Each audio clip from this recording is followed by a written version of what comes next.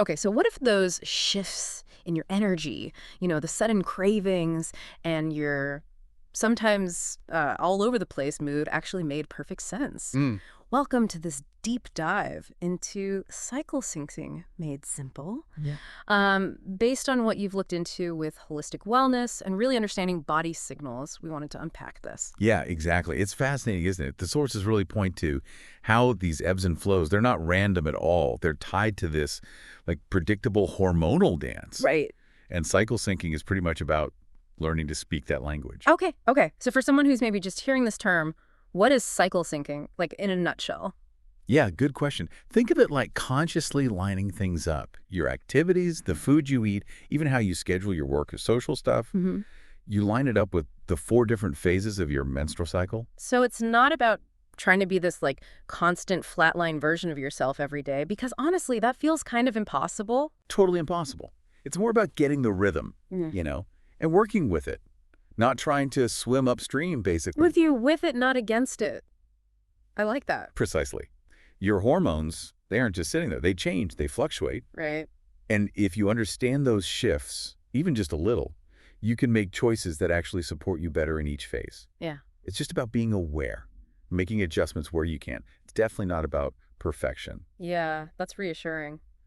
And this isn't just for people with super regular, like clockwork cycles, is it? We hear from lots of people dealing with irregularities or conditions like PCOS, Or endometriosis. no, absolutely not. Yeah. Actually, for people with more unpredictable cycles or, specific health things going on, paying attention can be even more insightful. Really? How so? Well, it helps you start to recognize your specific patterns, even if they aren't textbook. And then you can find ways to be sort of kinder to your body through it all. Hmm.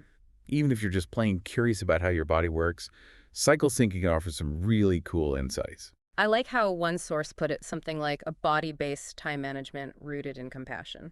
Yes, that captures it perfectly. It takes away that pressure, that feeling of fighting yourself. Yeah. So maybe we should dive into those 4 phases, explore what's actually happening, hormonally speaking, and how that might show up in how you feel and what you can do. Okay, let's do it. Starting at the beginning, menstruation, usually days 1 to 5, roughly. What's the main hormone story then? Right. So during menstruation, your main players, estrogen and progesterone, are at their lowest levels. Rock bottom, basically. Okay.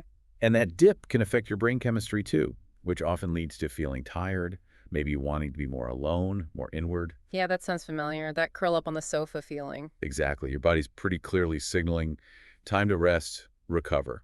So instead of pushing through with like intense workouts or big deadlines, what's a better approach? This is really the time for more reflective stuff. Hmm. Prioritizing actual rest. If you move, keep it gentle, like a slow walk, maybe some restorative yoga, just giving your body space. Makes total sense. Okay. After that comes the follicular phase. Day 6-ish up to ovulation. What's happening now? Yep. So now, estrogen starts its climb. It's gradually increasing. Ah, okay. And that usually brings back some energy, maybe a little spark of creativity. You might feel a bit more optimistic, ready to kind of engage again. It's like a natural upswing. That's that fresh start feeling people talk Yeah, about. exactly. So if we're feeling that energy come back, how can we use it well? This phase is often really good for brainstorming, Yeah. starting new things you've been thinking about, getting a bit more active physically as you feel up to it.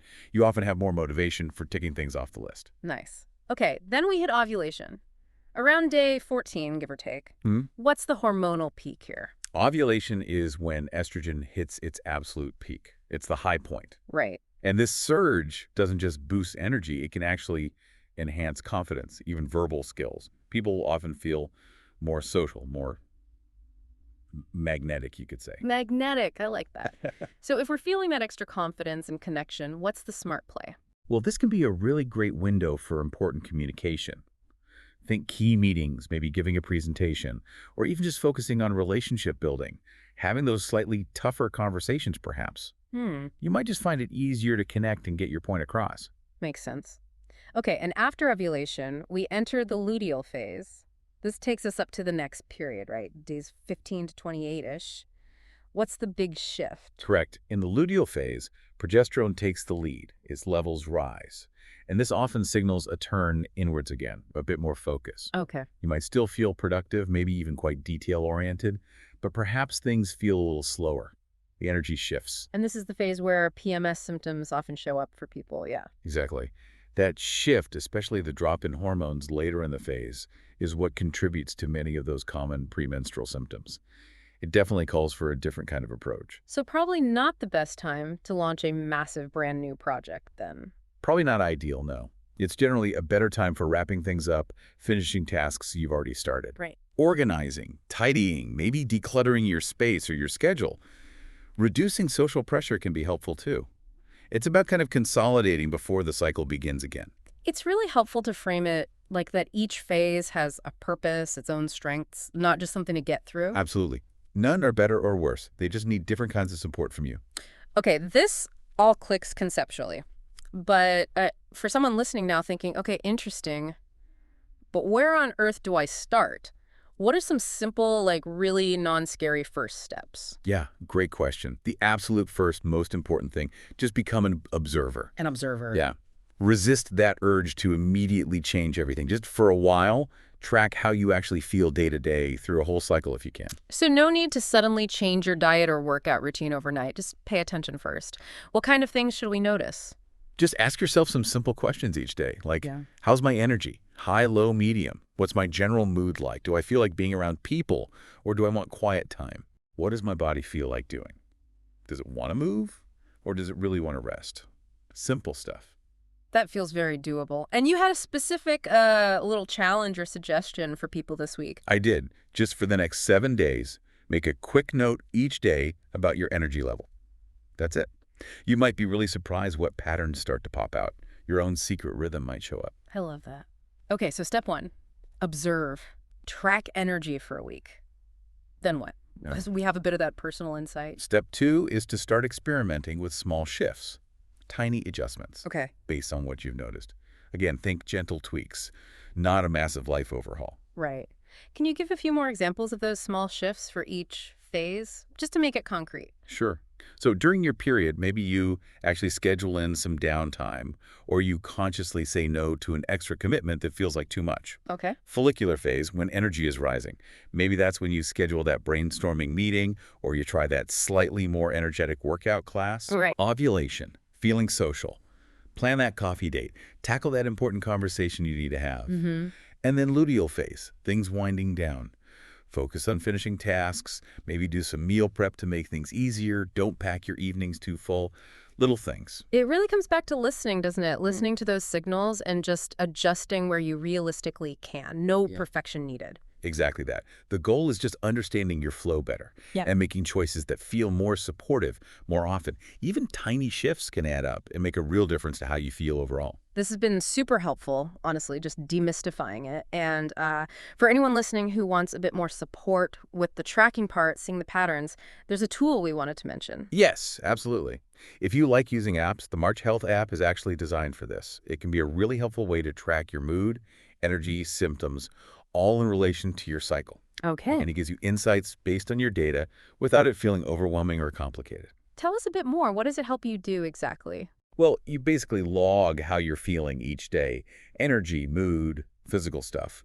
And then the app helps you see those changes visually across your cycle phases. So you can actually see the patterns emerge? Exactly. It helps you connect the dots for yourself, which then helps you make those kinder, smarter choices to support yourself better in each phase. So it's kind of like a personalized guide, helping you decode your own body's signals. That's a great way to put it. So yeah, if you want an easier way to track things and start aligning your life with your body's rhythm, the March Health app is definitely worth checking out. It really reinforces that idea that your body isn't unpredictable, it's patterned. Beautifully patterned, actually. That sounds like a fantastic resource.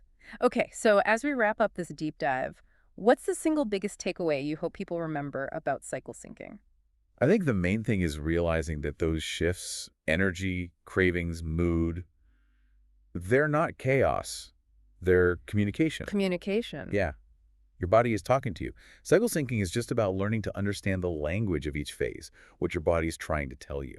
And when you start to tune into that, things can feel more manageable, more balanced. Absolutely. You shift from feeling like your cycle just happens to you to feeling more empowered because you understand its flow. You can work with it.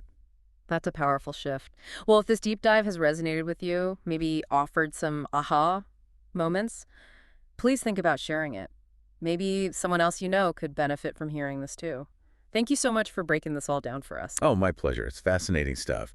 And just remember, everyone, be gentle with yourselves through all the phases, stay curious about your own patterns, and just be proud of how well your body speaks once you start to really listen. Great advice. And for anyone who wants to dig into the science a bit more, Healthline has a really solid guide to cycle syncing. We can put the link in the show notes. It's healthline.com/health/women's health/guide to cycle syncing how to start. Perfect. Thank you.